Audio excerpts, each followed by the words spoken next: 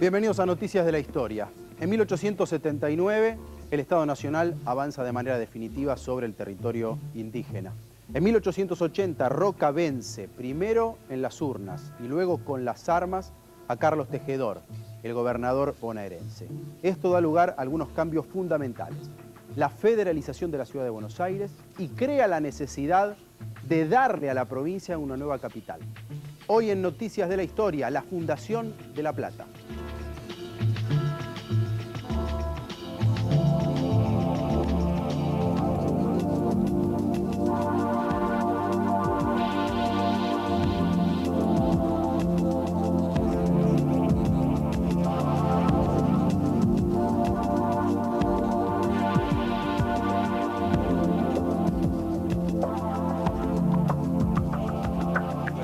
Proceso muy interesante, sobre todo porque se basa en un hecho político de gran significación en la Argentina, como es prácticamente la última batalla de las guerras civiles en la Argentina, que enfrenta básicamente los intereses de la provincia y de la nación, y que encuentra como un salvoconducto, como una salida política, la fundación de una nueva sede para las autoridades gubernamentales de la provincia. Entonces, en este sentido, es un proceso tanto político como urbano-arquitectónico con un fuerte sostén económico.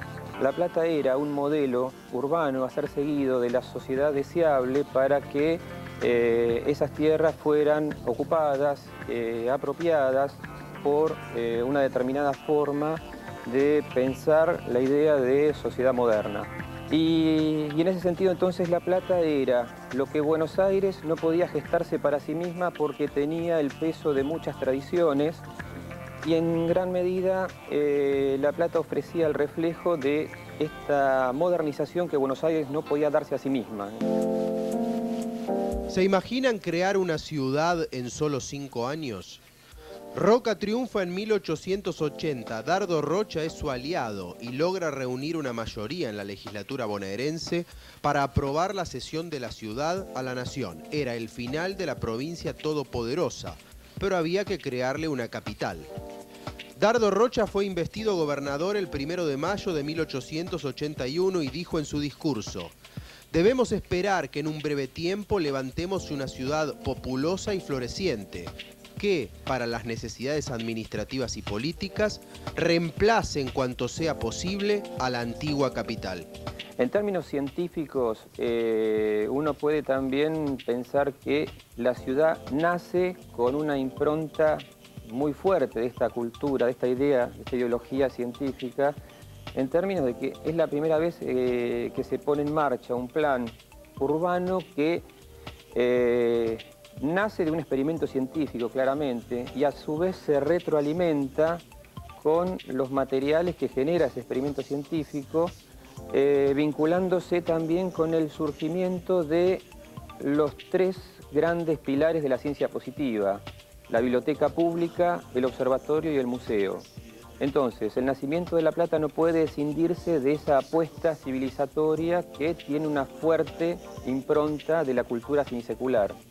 Los únicos habitantes que había donde se fundó La Plata eran los puesteros de Martín Iraola y los pobladores de Tolosa, una pequeña localidad de 7.000 habitantes.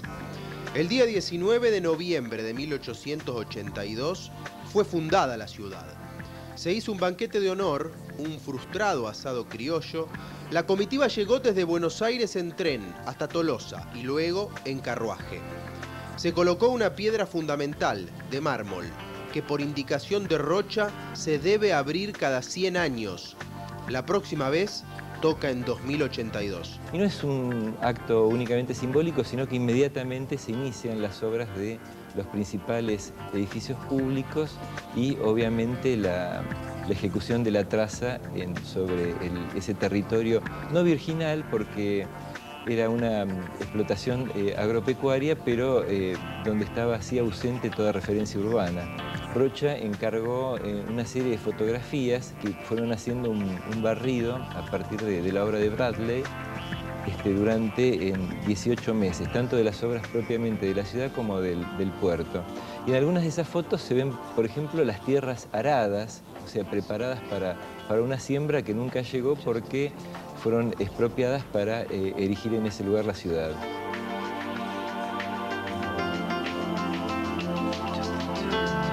En la imagen, Dardo Rocha, padre político de La Plata. Una vez que fue ungido gobernador de la provincia de Buenos Aires, se empezó a diferenciar de Roca. Tenía ya aspiraciones presidenciales Dardo Rocha, a pesar de que faltaba mucho tiempo para las elecciones de 1886. Sucede que Buenos Aires, a pesar de haber entregado a la ciudad de Buenos Aires, seguía siendo la provincia más influyente. El nombre se lo atribuyen al escritor y político José Hernández, ya célebre por el Martín Fierro, quien lo habría imaginado como eco de la tradición del virreinato del Río de la Plata y del mismo Río de la Plata. Su trazado es un cuadrado cruzado por dos diagonales, en cuya intersección se puso la piedra fundacional. En su centro destaca el eje fundacional, cada 6 cuadras una avenida y en cada intersección una plaza. A priori uno puede pensar que es una simple cuadrícula, como la de muchas otras ciudades. Desde 1876 rige una ley de colonización que estableció un sistema de cuadrícula y de división de solares a través de quintas y chacras que sirvió de modelo para la fundación de distintos pueblos en la provincia de Buenos Aires. Digo, ese puede ser el antecedente básico para empezar a pensar esta cuadrícula de La Plata. Desde mediados del siglo XIX prácticamente todas las grandes ciudades reciben el trazado de avenidas diagonales o al menos proyectos no realizados. Estaban pensados también desde una idea de accesibilidad, digamos, de una suerte de cortar camino dentro de las tramas ortogonales, ¿no? O sea, de los trazados en cuadrícula.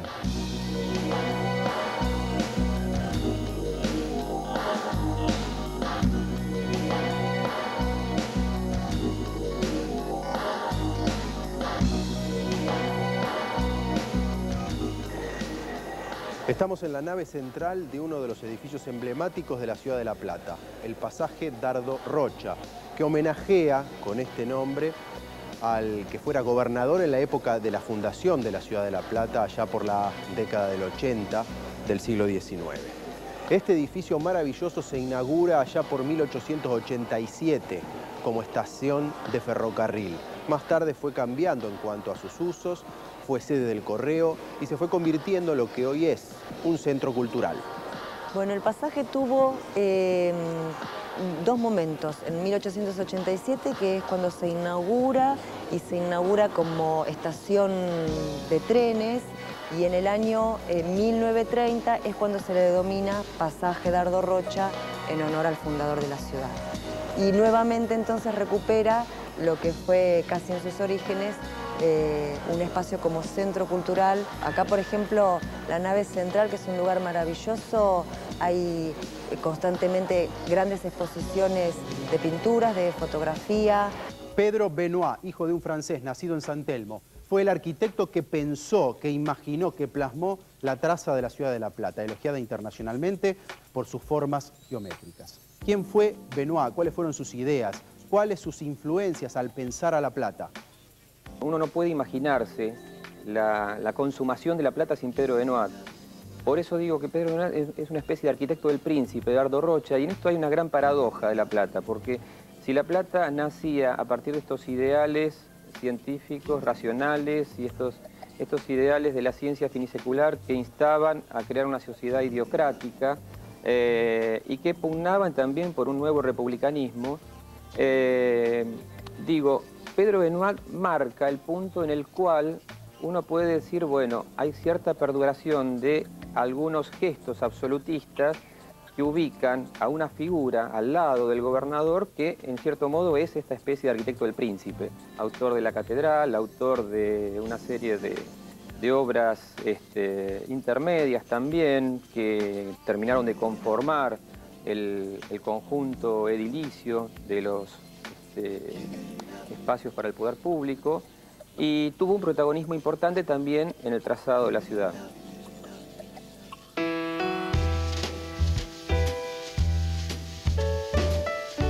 Este es el Parque Saavedra. Aquí enfrente está la iglesia de San Francisco, donde se casaron Perón y Evita. Se trata de un lugar importante para la historia de La Plata. Detrás de mí está la casilla de Benoit, quien fue el arquitecto, el creador, el ideólogo de la ciudad de La Plata.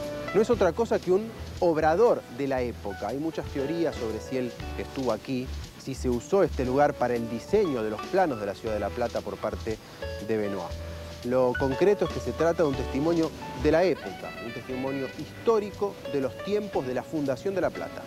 Estamos en el Parque Saavedra, en la parte conocida como Parque Uriburu o Parque Cerrado, en donde está la casilla de Pedro Benoit, conocida así.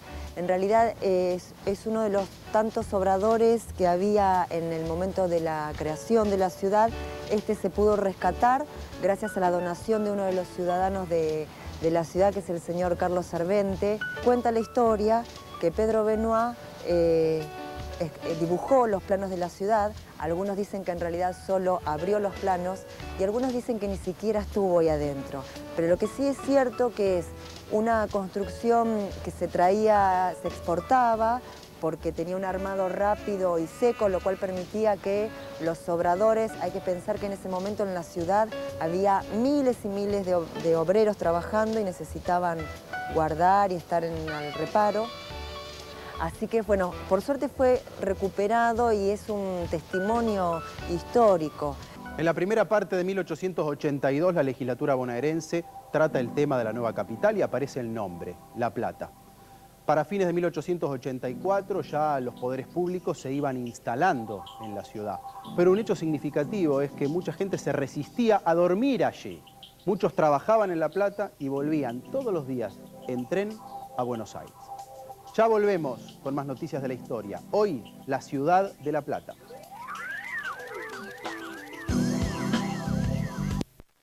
Allí está el Museo de Ciencias Naturales, que indudablemente es uno de los principales legados de aquella generación del 80.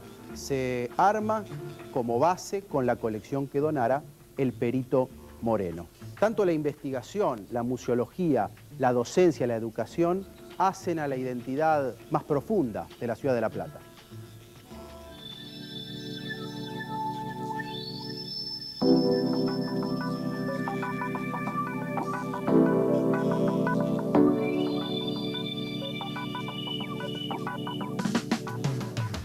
El Museo Antropológico y Arqueológico de Buenos Aires se funda en 1877, con las colecciones de Francisco Pascasio Moreno, el perito, quien fue nombrado director vitalicio. El Poder Ejecutivo bonaerense dispuso el traslado de las colecciones de Moreno a la nueva ciudad en junio de 1884. En octubre de ese mismo año comienza la construcción del edificio del Museo de La Plata y se termina en 1889.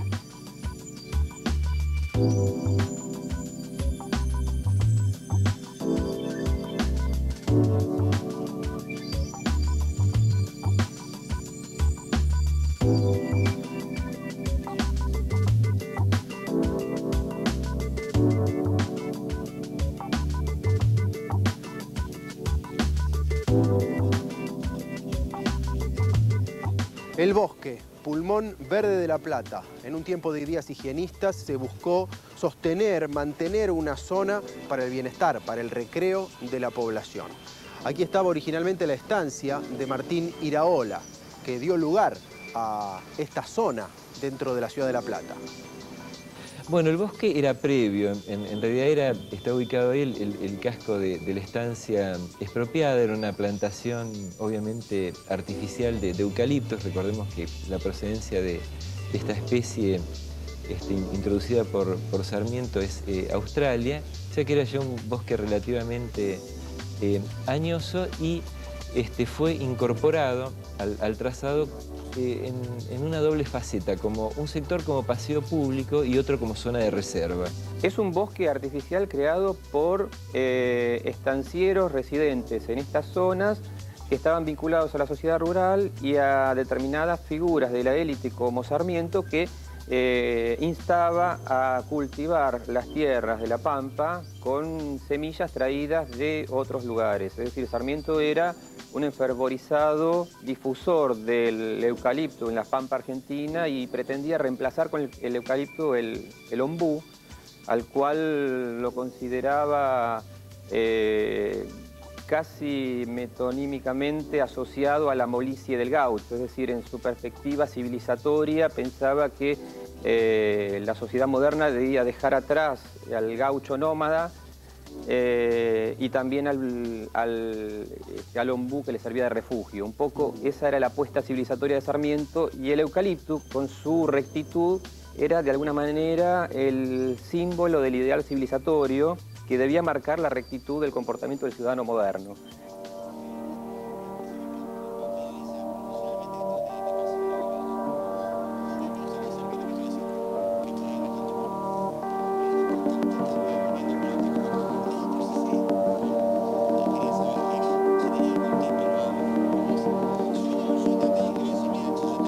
Cuando recorremos hoy La Plata, una ciudad muy vital, muy activa, con una fuerza cultural e intelectual relevante, descubrimos de manera permanente el legado histórico, los edificios de La Plata fundacional, como el que vemos en esta imagen. Otra época, fines del siglo XIX, una arquitectura monumental, un gran edificio solo, sin nada alrededor. La Plata está pensada para tener una serie de edificios emblemáticos, ya que los principales poderes están representados a partir de edificios que se ubican en una zona central conocida como eje monumental, que son las manzanas centrales que, bueno, curiosamente podríamos decir tienen inicio dentro de la ciudad con el departamento de policía, y que se van continuando con edificios tales como la Casa de Gobierno, la Legislatura, en su momento el Teatro Argentino, la Municipalidad y la Catedral, fundamentalmente. Ahora, en una perspectiva más amplia, el primer edificio monumental, vista a las ciudades del Río, que es desde donde hipotéticamente se llegaba, es la Hidráulica, que era un edificio que, con apariencia de templo, en realidad abastecía de energía a las instalaciones del puerto. La llegada de estos inmigrantes, digamos, de esta mano de obra barata que llega a hacerse cargo de las obras, incrementó rápidamente la población, facilitó el hecho de que muchos edificios públicos rápidamente sean puestos en funcionamiento, es decir, la velocidad fue sorprendente, aproximadamente entre 5 o 6 años, La Plata va a tener prácticamente organizada toda su planta de espacios del poder público disponibles y en funcionamiento. No era desmedido imaginar que atrás de esto existía una competencia con Buenos Aires. Es decir, Buenos Aires tardaría más de 1 o 2 décadas en poder tener las cosas que ya La Plata tenía para fines de la década de 1880, ¿no?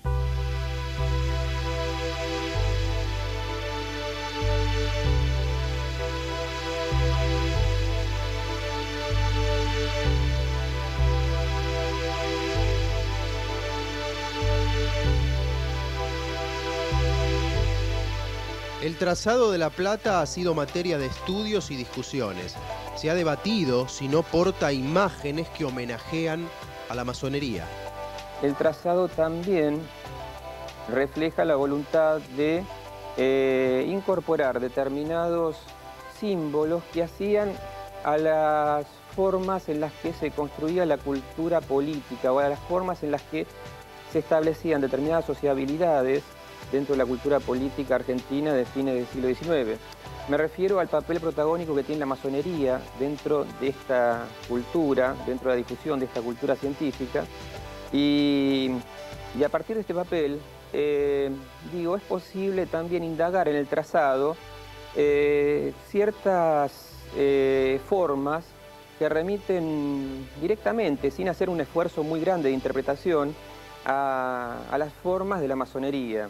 Por ejemplo, el compás atravesado por una escuadra, las circunferencias en los 2 ángulos superiores del trazado que remiten también a los alcances que tenía precisamente el compás en términos de los límites de la razón, es decir, una serie de ideas que forman el sentido común de la masonería, en la que estaban enroladas la mayoría de las personas que participaron de este trazado. Y nos vamos con una imagen de una de las joyas que ya no está en La Plata, el viejo Teatro Argentino. La ciudad, en un puñado de años, logró captar la atención internacional, hasta se la comparaba con Washington, la capital de los Estados Unidos. Es que tenía una concepción urbanística totalmente moderna, nada que ver con las tradiciones hispánicas. En ella se concentraban el optimismo, las ideas de la generación positivista del 80. Hasta la próxima semana con más noticias de la historia.